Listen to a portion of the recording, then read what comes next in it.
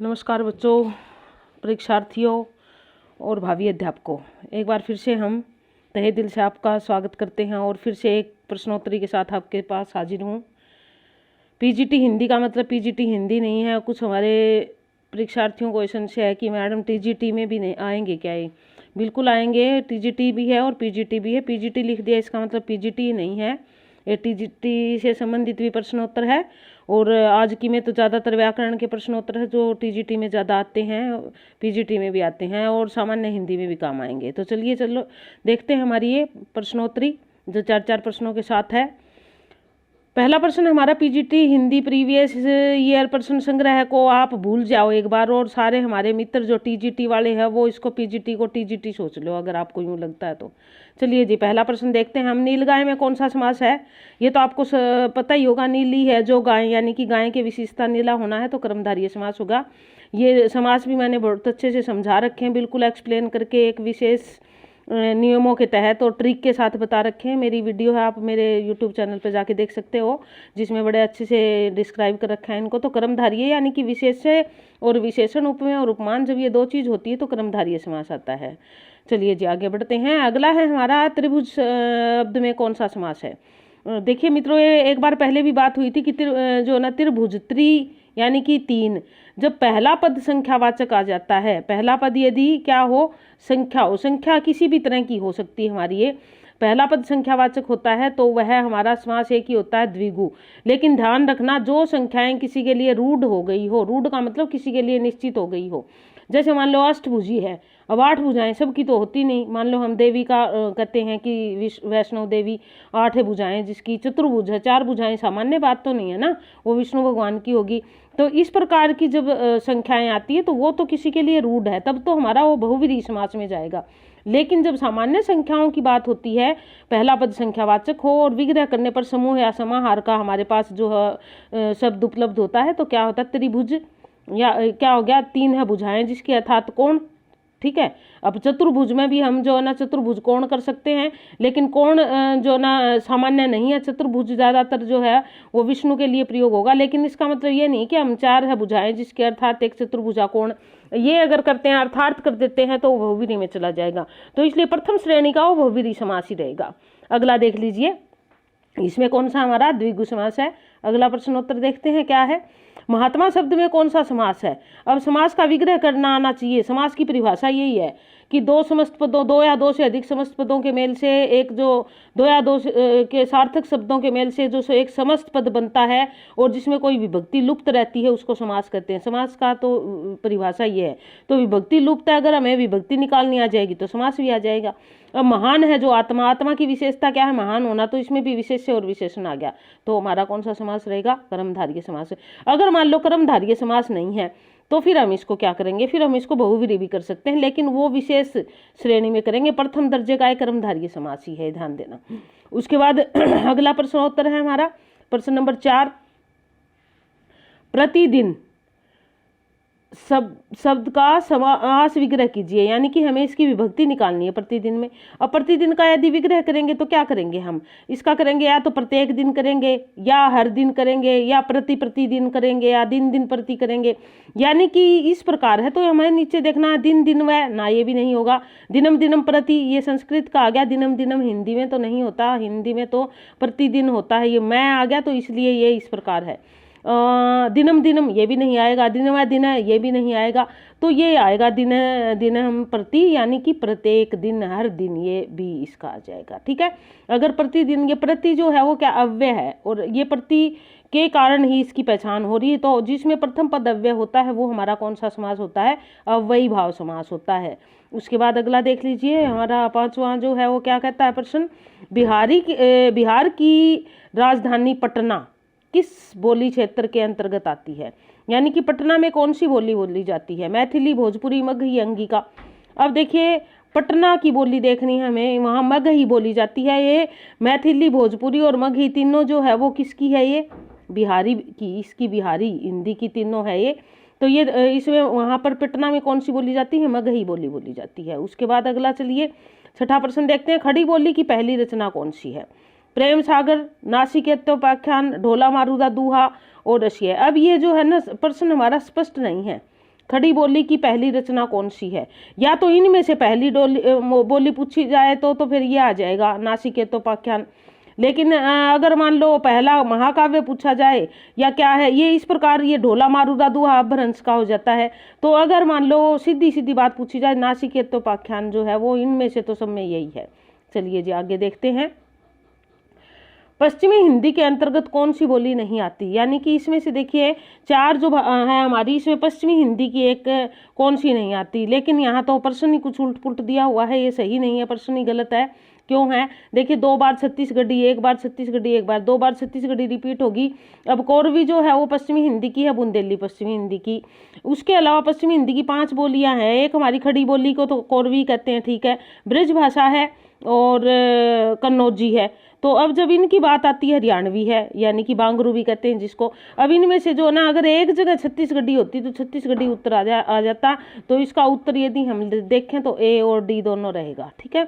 उसके बाद अगला देख लीजिए प्रश्न नंबर 8, पश्चिमी हिंदी की कितनी बोलियां हैं? अभी अभी पढ़ा हमने कितनी बोलियां? पश्चिमी हिंदी की 5 बोलियां हैं। टोटल हिंदी जो ना सौरसैनी के पूरे परिवार को 5 भागों में बांटा। पश्चिमी हिंदी, पूर्वी हिंदी, राजस्थानी, पहाड़ी और बिहारी हिंदी।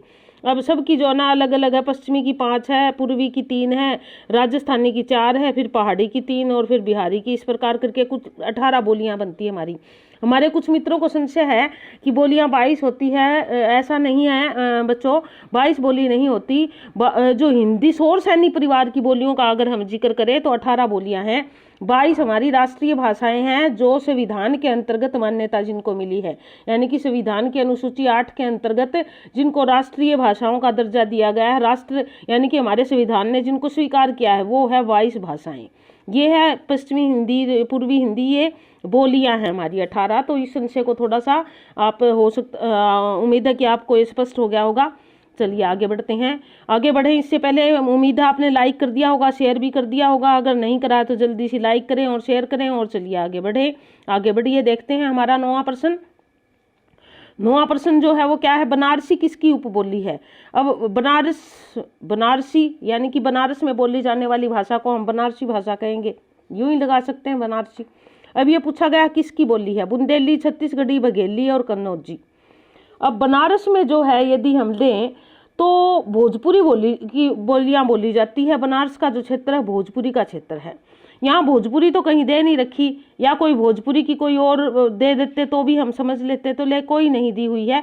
तो हमारा ये प्रश्न जो है वो क्या हो जाएगा? रोंग है ये प्रश्न। उसके बाद अगला देख लीजिए, सिंधी भाषा का संबंध किससे है? यानी कि सिंधी ये हमारे है ना परिवार है। मैंने बोलियों का भाषा का एक बड़ा अच्छा से चैप्टर डिटेल करवाई हुई है, बिल्कुल कहाँ से निकली, कैसे याद करोगे आप मेरे चैनल पे जाके देख सकते हो। नहीं तो फिर यहाँ पे हम प्रश्नोत्तर तो करेंगे ही। सिंधी भाषा का संबंध किससे है? पैसाची, बराचड़, मगही, सौरसैनी है। हम जो हिंदी भाषा परिवार की बात करते हैं वो तो सौरसैनी के अंतर्गत आती है, लेकिन जब सिंधी का बात करते हैं तो इसका संबंध बराचड़ से है। उसके बाद अगला है, हिंदी किस भाषा परिवार से? बहुत ही इंपॉर्टेंट है। तो हमें 12 सारे विश्व की जो लगभग 3-3.5 हजार भाषाएं जो है वो 12 परिवारों में बटी हुई है, यानी कि कुल 12 परिवार है। उन 12 में से हम 2 परिवारों की अक्सर बात करते हैं भारत में। एक तो भारोपीय भाषा परिवार और दूसरा द्रविड़ भाषा परिवार। जो साउथ की 4 जो भाषाएं हैं वो तो उसमें आ जाती है हमारी द्रविड़ में, और बाकी सारी जो है ना भारत की अधिकतर बोले जाने वाली भारोपीय भाषा परिवार में आती है। तो हिंदी जो है भारोपीय भाषा, भारत यूरोप भारोपीय भाषा परिवार, आर्य भाषा परिवार भी जिसको कहा जाता है उसकी है। आगे देख लीजिए अगला प्रश्न, कोरवी भाषा का उदय किससे हुआ था? अब कोरवी भाषा, यहाँ कोरवी बोली आएगा, भाषा दे रखा है। कोरवी बोली का उदय किस भाषा से हुआ है? ऐसे आएगा, पश्चिमी हिंदी से, राजस्थानी से, पूर्वी से या बिहारी से। अब कोरवी की अगर बात करें, कोरवी यानी कि खड़ी बोली इसका दूसरा नाम है कोरवी का, तो ये हमारा पश्चिमी हिंदी से आ जाएगा जिसकी 5 बोलियां हैं। उसके बाद आगे देख लीजिए अगला प्रश्नोत्तर क्या कहता है हमारा। ये कहता है निम्नलिखित में कौन सा देशज शब्द है? हमें यहाँ एक देशज शब्द देखना है, जूता, कीमत, हैजा और देह। प्रश्न था हमारा, इसमें हमारा कौन सा हो गया? देशज शब्द हो गया हमारा जूता, यानी कि जूता देशज शब्द है। आगे देख लीजिए अगला प्रश्न क्या कहता है हमारा। अगला कहता है कि निम्नलिखित में से कौन मूर्धन्य है? ये मूर्धन्य ध्वनि नहीं है। अब यहाँ पर देखिए, हमने अगर आपने मेरा वीडियो देखा होगा उच्चारण वाला, वर्ण व्यवस्था वाला, उसमें बड़े अच्छे से ढंग से मैंने आपको बताया था कि आप कैसे उच्चारण स्थान को पहचानोगे। ट, ठ, ड, ढ और नीचे आ गया ढ। ये जो ना ढ का इसका उच्चारण, ये उत्सिप्त वर्ण है ढ। अब ढ जो है वो ये दंत मूल में चला जाता है, तो इसलिए हम इसका क्या कहेंगे, डी ऑप्शन नहीं है, मूर्धन्य, बाकी मूर्धा है। निम्न में से कौन एक अल्पप्राण ध्वनि है? अल्पप्राण और महाप्राण में क्या होता है, जो पहला शब्द होता है, दूसरा और चौथा ये तो होते हैं महाप्राण, और पहला, तीसरा और पांचवा ये होते हैं अल्पप्राण, यानी कि जिसमें ध्वनि कम बार निकलती है। तो पहला कौन सा है इसमें? अब ख दूसरा है, त, थ, द, ध, ध भी चौथा है, क, ख, ग, घ ये भी चौथा है, तो इसमें क आएगा, अल्पप्राण ध्वनि जो है वो क है। उसके बाद अगला देख लीजिए, देवनागरी लिपि का विकास किससे हुआ था? लिपि का एक छोटी सी वीडियो डाली थी मैंने समझाने के लिए आपको, बड़ी सुंदर सी उसको बना के, और आपने बहुत सारे लोगों ने देखी भी है उसको, तो वहाँ देख सकते हैं आप कैसे इसका विकास हुआ, बड़ी सारणीबद्ध करके समझाई हुई है। ब्रह्मी लिपि से निकली थी, हमारे आगे किस प्रकार नागरी और अलग अलग लिपियाँ निकली, पश्चिमी लिपि निकली, रूस्य नागरी, फिर हमारी देवनागरी लिपि का विकास इस प्रकार हुआ था। तो इसकी मूल जो है वो ब्राह्मी लिपि है। उसके बाद अगला है, देवनागरी लिपि में स्वर वर्णों की संख्या क्या है? हमें स्वर देखने हैं। स्वर जो है वो क्या है देवनागरी लिपि में? 11 स्वर है, और व्यंजन 33। मूल तो 33 है, और उत्सिप्त के साथ करेंगे तो 35 हो जाएंगे, और 2 हमारे रह जाएंगे अयोगवा है। उसके बाद अगला प्रश्नोत्तर देख लीजिए, देवनागरी लिपि मूलतः क्या है, मतलब कि किस प्रकार की लिपि है वो? वर्णात्मक है, अक्षरात्मक है, चित्रात्मक है, प्रतीकात्मक है। तो देवनागरी लिपि जो है वो अक्षरात्मक है, हर एक वर्ण का एक अक्षर है, तो इसलिए अक्षरात्मक आएगी यहाँ पे। उसके बाद अगला देख लीजिए, हमारा 19वां प्रश्न, देवनागरी लिपि के विषय में क्या सत्य नहीं है? यानी कि एक बात है जो सत्य नहीं है, ये दाएं से बाएं लिखी जाती है, इसकी उत्पत्ति नागर ब्राह्मणों से मानी जाती है, वर्णात्मक लिपि है, इसमें शिरोरेखा का प्रयोग किया जाता है। क्या है यह? देवनागरी लिपि जो है वो किधर से लिखते हैं हम? अब देखिए, देवनागरी लिपि को हम बाएं से शुरू करके और दाएं की तरफ लेके जाते हैं, और इसमें क्या लिखा है, ये दाएं से बाएं लिखी जाती है, तो इसका उत्तर यही रहेगा। उसके बाद देखिए, इसको भी हम कर सकते हैं, वर्णात्मक लिपि है, यह एक अक्षरात्मक है, लेकिन वर्ण तो है, इसलिए वर्णात्मक ये ठीक है, तो ए आएगा इसका उत्तर। उसके बाद देख लीजिए आगे, दशानन निम्नलिखित में से कौन सा शब्द है? अब दशानन जो आ गया यहाँ पे, दस आनंद, जिसके अगर हम समास का विग्रह करते हैं तो ऐसे ही करेंगे, अर्थात रावण। 10 आनंद तो एक के ही थे पूरी दुनिया में, इसलिए समाज की दृष्टि से क्या हो जाता है, बहुविधि हो जाता है। और बहुविधि के अंतर्गत आपको जो है ना व्याकरण समझनी बड़ी जरूरी है। अगर आपको व्याकरण समझ लिया आपने तो ये सारी चीजें स्पष्ट हो जाएगी। हमारे जो है शब्द 3 प्रकार के होते हैं, रूढ़, यौगिक और योग रूढ़। रूढ़ शब्द तो वो होते हैं जो एक चीज के लिए रूढ़ हो गए हो, रूढ़ मतलब निश्चित कर दिए हो। जैसे यदि हम कहते हैं कि खाओ, खाने का मतलब खाना ही होता है, पियो, पीने का मतलब पीना होता है। इसी प्रकार हमने कहता मेज, कुर्सी, कुछ भी कहा, फ्रिज कहा, या हमने टीवी कहा, तो उनका मतलब वही होता है, वो तो होते हैं रूढ़। और यौगिक होते हैं जो 2 के मेल से बने हैं। जैसे मान लो हमने कहा राज्य मंत्री, तो इसमें एक राज्य और मंत्री 2 के मेल से 1 बन गया। और योग रूढ़ वो होते हैं जो 2 शब्दों के मेल से, 2 पदों के मेल से बनते हैं, और वो किसी एक के लिए निश्चित हो जाते हैं, उसका अर्थ वही होता है। जैसे अभी अभी हमने बात की दशानन की, तो वो किसके लिए निश्चित हो गया, रावण के लिए निश्चित हो गया। इसी प्रकार यदि हम बात करते हैं पंकज, पंकज का मतलब तो होता है जो कीचड़ में जन्मा है, लेकिन कीचड़ में तो बहुत सारी चीजें जन्मती है, लेकिन वो किसके लिए रूढ़ हो गया है, वो कमल के लिए रूढ़ हो गया है।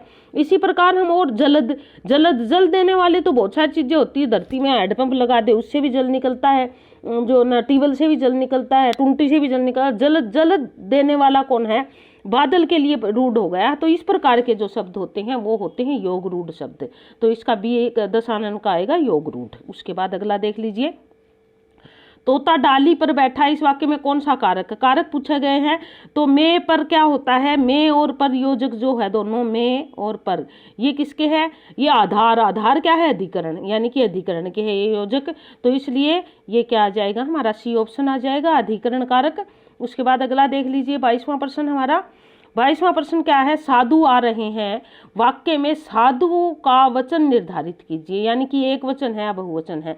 हिंदी में कुछ शब्द ऐसे होते हैं जो हमेशा बहुवचन रूप में प्रयुक्त होते हैं, तो साधु भी थोड़ा थोड़ा इसी प्रकार का है। ये क्या है, साधु आ रहे हैं, एक बहुवचन है। आंसू, बाल, ये हमेशा जो है किस में आते हैं, एक बहुवचन में ही आते हैं, तो साधु भी इसी प्रकार का शब्द है। उसी प्रकार आगे देखिए, विद्याभ्यास का संधि विच्छेद कीजिए, यानी कि इसका संधि विच्छेद क्या है विद्याभ्यास का। संधि की वीडियो मैंने बहुत अच्छे से संधि समझाई हुई है और यूट्यूब चैनल पे अपलोड भी की हुई है, आपने देखी भी होगी और उम्मीद है देखी होगी, तो आपको ये चीज़ें अच्छे से समझ आई होगी कि कितने प्रकार की होती, कैसे होती है, उनके नियम क्या है, कैसे हम कर सकते हैं, कैसे पहचान सकते हैं। ट्रिक के साथ बड़े अच्छे से एक्सप्लेन किया हुआ है। संधि आपकी 2 से 3 आ जाती है, टीजीटी वालों की तो अवश्य आ जाएगी 2-3, तो पीजीटी में भी 1-2 तो अवश्य एक पेपर में मिल जाएगी, एक आम पेपर में तो 2-3 मिल ही जाती है कहीं ना कहीं। संधि काफ़ी इंपॉर्टेंट है। विद्याभ्यास का संधि विच्छेद कीजिए, विद्या प्लस अभ्यास, आ प्लस ए आ बन जाता है, तो इसका ऑप्शन हमारा क्या रहेगा, ये रहेगा। ठीक है, उसके बाद सी इसका ऑप्शन आ जाएगा। तो आगे बढ़िए, आगे बढ़ते हैं, देखते हैं अगला प्रश्न कौन सा है। अपने हाथ से स्वयं काम करो। अब देखिए, अशुद्धि संशोधन होता है ना, वो कई तरह का होता है, अलग अलग। इसमें शुद्ध वाक्य का रूप देखना है हमें, क्या होगा, अपना काम स्वयं करो या अपने से अपना काम करो, ये तो बिल्कुल गलत है, इसको रोंग है। स्वयं से कम करो, ये भी बिल्कुल गलत है। हाथ से अपना काम करो, काम हाथ से ही होता है, ये भी गलत है। तो अपना काम स्वयं करो ये आएगा। या हम इसको कह सकते थे अपने जो है ना अपना काम स्वयं करो, या इसको कह सकते हैं हाथ से काम करो, इस प्रकार कह सकते थे। किसी भी प्रकार कहें कि ये क्या हो जाएगा, ये यानी कि अशुद्ध वाक्य हो जाएगा, क्योंकि हाथ से स्वयं भी कर रहे हैं, हाथ से भी कर रहे हैं, दोनों चीजें रिपीट हो गई है इसमें, इसका नहीं है, गलत है। उसके बाद अगला देख लीजिए, बादल का पर्यायवाची शब्द नहीं है, अभ्रजीभूत वारिद मरकट जो है वो बंदर का पर्यायवाची है, ये डी आ जाएगा इसका। तो आगे बढ़िए, देखते हैं अगला प्रश्न। 26वां प्रश्न बहुत बार आता है दोस्तों, ये अर्वाचीन जो है ना कई बार आता है। इसका विलोम क्या होगा, अर्वाचीन मतलब होता है नया और प्राचीन होता है पुराना, तो इसमें जो दे रखे हैं उसके अनुसार तो इसका डी बी आएगा, प्राचीन ही आएगा। उसके बाद अगला प्रश्न देख लीजिए, आकृति शब्द समभिन्नार्थक है, यानी कि इसमें एक और शब्द है जो आकृति जैसा ही है, बनावट वस्त्र चित्र समरूप। अब आकृति का जो है ना बनावट आएगा, समरूप तो एक जैसे जो दिखते हो, चित्र चित्र वस्त्र वस्त्र, या बनावट जो है आकृति का ए रहेगा यहाँ पे। छाती के बल चलने वाले के लिए एक शब्द का प्रयोग, छाती के बल जो चलता है उसको हम क्या कहेंगे, यहाँ पे देखिए। वैसे तो छाती के बल जो रेंगने वाले जीव होते हैं वो छाती के बल ही चलते हैं, सरीसृप जैसे होते हैं। उरग भुजंग कुरंग तुरंग, अब कुरंग और तुरंग तो बिल्कुल नहीं है, उरग और भुजंग दोनों हो सकते हैं इसमें। तो हम अगर बिल्कुल नज़दीक की बात करें तो भुजंग यानी कि सांप जो है वो छाती के बल चलता है, लेकिन ये इसके लिए शब्द नहीं है, ये तो वैसे ही हम जो है ना एक उसके आधार पे लगा सकते हैं, तो इसके लिए पर्टिकुलर ये शब्द नहीं है। अगर लगाना है तो हम भुजंग ही लगाएंगे, ये प्रश्न भी हमारा अनुपयुक्त है। उसके बाद अगला देख लीजिए, विद्यालय का सही संधि छेद कीजिए, संधि विच्छेद कीजिए। ये विद्या प्लस आल्य, यानी कि विद्या कहाँ है, विद्या हमारा जो है वो ये रहा, विद्या प्लस आल्य, तो ए ऑप्शन रहेगा इसका। उसके बाद अगला देख लीजिए, महोत्सव शब्द में कौन सी संधि है, महा प्लस उत्सव, आ प्लस ऊ होता है, तो कौन सी होती है संधि, हमारी गुण संधि होती है, तो गुण संधि है यहाँ पे। उसके बाद संचित शब्द में कौन सी संधि है, सम प्लस चित, यानी कि अगर संधि की इनमें से कोई बात करें हम तो ये श्रुत तो संधि कौन सी होती है, ये भाई हिंदी में तो व्यंजन संधि है, इसके जगह जो है हमारा व्यंजन संधि आता तो ठीक रहता, क्योंकि ये संचित शब्द जो है क्या है, ये हमारी है व्यंजन संधि। ठीक है, उसके बाद अगला देख लीजिए, अगला प्रश्न क्या कहता है हमारा, अगला प्रश्न कहता है घ्रम गच्छति शब्द का संधि विच्छेद कीजिए। अब ये जो संस्कृत के कई बार जो है ना हिंदी का पेपर बनाने वाला कोई संस्कृत और हिंदी दोनों के जो ना अध्यापक अधिकतर जो ना एक जैसे कई होते हैं जो दोनों पढ़ाते हैं, तो ये किसी संस्कृत वाले अध्यापक ने पेपर बनाया है जिसमें संस्कृत का भी कुछ आ गया, लेकिन अगर आ गया तो हम उसको नकार नहीं सकते। ग्रहम गच्छति शब्द का संधि विच्छेद कीजिए, ग्रहम गच्छति। अब आप ये ऊपर देखो, ये है जो है ये ऊपर बिंदी लगी हुई है, आधे मैं का आभास करा रही है। ग्रह गच्छति नहीं आएगा, गृह गच्छति भी नहीं आएगा, ना ये भी नहीं आएगा, ग्रह आगच्छति ये भी नहीं आएगा। तो इस अगर लें तो सबसे जो ना उचित ग्रहम गच्छति ए ऑप्शन रहेगा इसका। उसके बाद आगे देख लीजिए क्या है अगला प्रश्न क्या कहता है, बरस पड़ना मुहावरे का अर्थ क्या है। हम नहीं कहते कई बार जैसे ही मैं गया वो एकदम बरस पड़ा, ऐसे कहते हैं। आज जैसे हम पहुंचे वो बरस पड़ा, आग बबूला हो गया, ऐसे ऐसे करके करते हैं। तो बरस पड़ना होता है कि एकदम से अत्यधिक क्रोधित होना, अत्यधिक क्रोध दिखाना। ए ऑप्शन इसके नजदीक है। उसके बाद है अगला प्रश्न हमारा 34वां, छठी का दूध याद आना का सही अर्थ क्या होगा। छठी का दूध याद आना मतलब बुरी तरह बुरा हाल होना, ना बचपन की याद आना, भूख लगना है, पराजित होना आएगा। छठी का दूध याद दिला दिया यानी कि पराजित कर दिया, बुरी तरह पराजित होना होता है छठी का दूध याद आना। निम्न में कौन सा शब्द स्त्रीलिंग नहीं है, यानी कि स्त्रीलिंग है, सॉरी। अब ये देखिए 3 तो पुल्लिंग है और एक स्त्रीलिंग। चना पुल्लिंग है, बाजरा भी पुल्लिंग है, बाजरी होती तो स्त्रीलिंग हो जाता, बाजरा पुल्लिंग है। उड़द, उड़द भी पुल्लिंग है। अरहर जो है वो स्त्रीलिंग शब्द है। इसमें इस प्रकार के शब्द क्रिया के साथ जोड़ के देखने पड़ते हैं, आप कैसे उनका उच्चारण करते हैं ये देख के ही हम ये बता सकते हैं। उसके बाद 36वां देख लीजिए अगला, रामायण शब्द रूप कौन सी विभक्ति है। ये भी हमारी जो है ना शब्द रूप विभक्ति आ गई, प्रथमा तृतीया द्वितीया तृतीया चतुर्थ पंचमी षष्ठी सप्तमी अष्टमी तक, तो ये हमारी तृतीया विभक्ति रामायण आ जाएगा। उसके बाद अगला है हमारा, मालविका अग्निमित्र नाटक के लेखक का नाम बताइए। यानी कि मालविका अग्निमित्र किसकी रचना है, ये भी हमारे संस्कृत के आगे, नाटक भी, और ये जो हमारे कवि है ये भी संस्कृत के आगे। चलो जी देख लेते हैं। मालविका अग्निमित्र नाटक के जो है वो कालिदास जी का है, ये आएगा इसका ऑप्शन। उसके बाद अगला है संस्कृत नाटक है, 38वां प्रश्न देख लीजिए। और इसमें कौन सी रचना कालिदास, अभिज्ञान शाकुंतलम तो आपको पता ही कालिदास की है। मालविका अग्निमित्रम अभी करके आए वो भी उनकी है। विक्रमोर्वशी ये भी उनकी है। प्रतिभा नाटकम जो है वो कालिदास की नहीं है। प्रतिभा नाटकम की यदि हम बात करें तो इसके कवि, इसके लेखक का नाम है भास, महाकवि भास की है ये। उसके बाद अगला देख लीजिए, अगला प्रश्न क्या कहता है। अगले प्रश्न पे बढ़े। उम्मीद है आपने लाइक कर दिया होगा और शेयर भी करो भाई, लाइक भी करो, जल्दी जल्दी करो ताकि कुछ हौसला मिले मुझे भी भाई। हाँ देख रहे हैं हमारे बच्चे और उससे लाभ उठा रहे हैं। अगला देखिए 39 नंबर, मालती माधव रचना के लेखक का नाम बताइए। ये भी संस्कृत की रचना है मालती माधव भी। इसके लेखक का नाम जो है, अब यहाँ पर भवभूति, कालिदास, भास और श्रीहर्ष, भवभूति की रचना है मालती माधव, भवभूति है इसके। उसके बाद देखिए इनमें से कौन सी रचना भारवी कवि की है। अब भारवी कवि की रचना पूछी गई है, कौन सी है। अब कृतार्जुनीयम जो है वो भारवी की रचना है यहाँ पे, तो ये इसका ऑप्शन डी रहेगा, डी। उसके बाद अगला प्रश्न देख लीजिए 41वां प्रश्न। 41वां प्रश्न क्या कहता है, शिशुपाल वध के लेखक का नाम बताइए। शिशुपाल वध किसकी रचना है। 41वां शिशुपाल वध जो है वो हमारे कवि माघ की रचना है। ये कवि पहला ही है, ये कालिदास की नहीं है, हर्ष और भास, कवि माघ की रचना है ये, तो इसका ऑप्शन रहेगा ए। उसके बाद है इसमें से कौन सी रचना दंडी की नहीं है। दंडी को तो नहीं छोड़ सकते हम भाई, क्योंकि दंडी में भी जो है इनकी बात आती है, क्या आती है कि कहीं कहीं जब हम देखते हैं हमारे काव्य शास्त्र में पढ़ते हैं तो दंडी उसमें भी है। 10 कुमार चरित, शिवराज विजय, मेघदूत, हर्षचरित। अब आपको ये तो पता ही चल गया होगा कौन सी नहीं है। अब मेघदूत जो है वो इनकी रचना इसमें नहीं है, यानी कि इसका ऑप्शन क्या रहेगा, सी रहेगा। हर्षचरित, शिवराज विजय और 10 कुमार चरित ये सारी दंडी की रचना है। चलिए तो आगे देखते हैं अगला प्रश्न क्या कहता है हमारा 43वां प्रश्न, नैषधीय रचना के लेखक का नाम बताइए। अब देखिए हमारे सारे संस्कृत के आगे अगले सारे, अब यहाँ पर जो है ये भी संस्कृत का है, ये भी संस्कृत का है, ये भी संस्कृत का है। कारक की बात कर लेते हैं, कारक भी है, वैसे तो संस्कृत में ही पूछा गया है। तो इस प्रकार दोस्तों ये उम्मीद है कि आपको ये प्रश्नोत्तरी सीरीज समझ आई होगी और आपने इसको अच्छे से किया होगा और साथ साथ करके इसको देखा भी होगा। ये पीछे वाले प्रश्न मैंने संस्कृत के डल गए इसमें, इस कारण से 3-4 प्रश्न छोड़ दिए हैं। अगर आपका संस्कृत में इंटरेस्ट है तो इनको आप स्वयं करके देख सकते हो। तो उम्मीद है आपको वीडियो पसंद आई होगी। चलिए अगली वीडियो के साथ जल्दी फिर से हाजिर होंगे। धन्यवाद।